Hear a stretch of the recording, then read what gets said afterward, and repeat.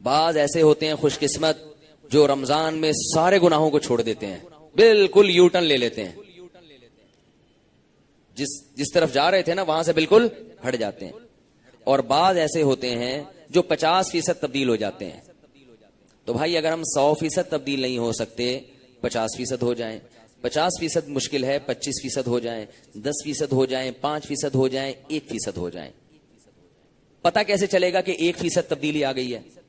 پتہ ایسے چلے گا کہ آپ اپنے گناہوں کی ایک لسٹ بنائیں جو گناہ کرتے ہیں، اور یہ دیکھیں کہ اس رمضان میں ان 100 گناہوں میں سے اگر ایک گناہ بھی چھوٹ گیا آپ کا تو 1% تبدیلی، بولو نا بھائی، آ گئی. اور اگر ایک بھی نہیں چھوٹا تو جیسے چلے تھے وہیں کے وہیں کے وہیں کے وہیں. کوئی فائدہ رمضان کا نہیں ہوا. ثواب مل گیا، روزے کا بھی مل گیا. یہ ان لوگوں کے لیے جو روزے رکھ رہے ہیں، نمازیں پڑھ رہے ہیں. جو رکھ ہی نہیں رہے ان سے تو میں بحث ہی نہیں کر رہا ابھی، کیونکہ وہ تو تقویٰ چاہتے ہی نہیں. تقویٰ چاہتے تو روزہ تو رکھتے کم از کم. جو روزے دار ہیں ان کی زندگی سے اگر ایک گناہ بھی چھوٹ گیا تو رمضان کا بہت بڑا مقصد حاصل ہو گیا.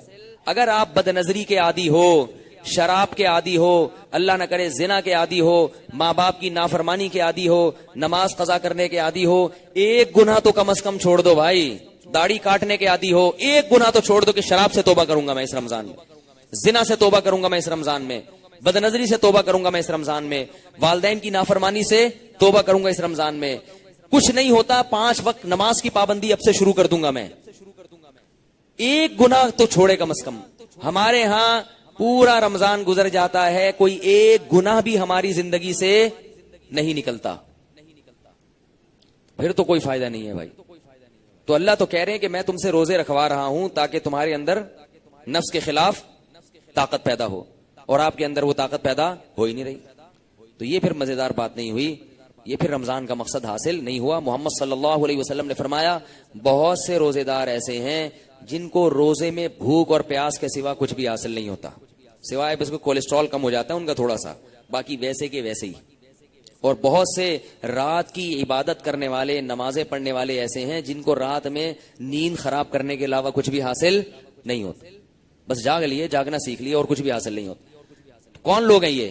جو گناہ نہیں چھوڑتے اور گناہ چھوڑنے کی فکر بھی نہیں کرتے. اگر گناہ نہیں چھوٹ رہا کم از کم فکر کرنا شروع کر دے تو یہ بھی ایک اسٹیپ ہے.